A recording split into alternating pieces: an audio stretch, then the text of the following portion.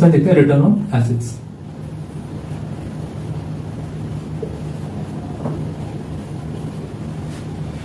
जो सबसे पहला रिटर्न है एसेट्स के ऊपर, एसेट्स में दो चीज आती है, डेट भी आता है, इक्विटी भी आती है। तो कायदे से मुझे ऑपरेटिंग रिटर्न देखना चाहिए। ऑपरेटिंग मीन्स ऑपरेटिंग इनकम वाला। तो मैं लिख लूंगा operating income upon total assets.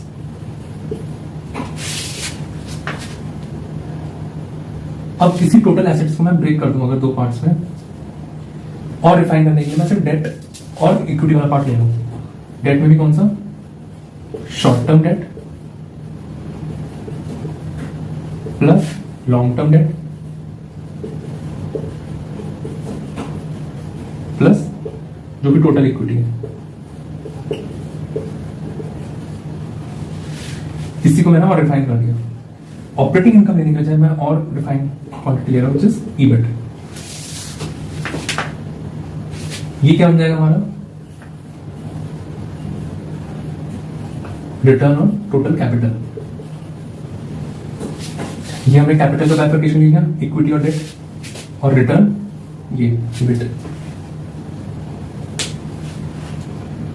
अच्छा, ऑपरेटिंग इनकम के बजाय नेट इनकम क्यों नहीं ले रहे हम लोग?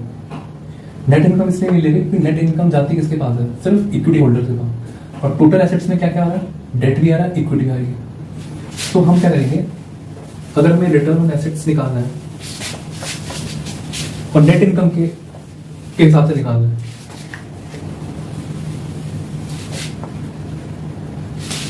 तो हम देंगे नेट इनकम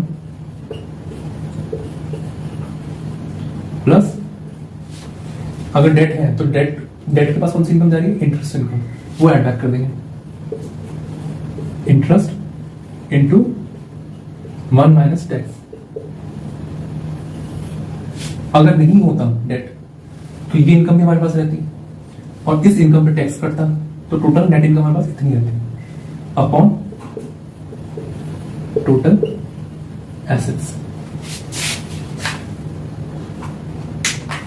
ये नेट इनकम के साथ मैंने रिटर्न ऑन एसेट्स निकाला है।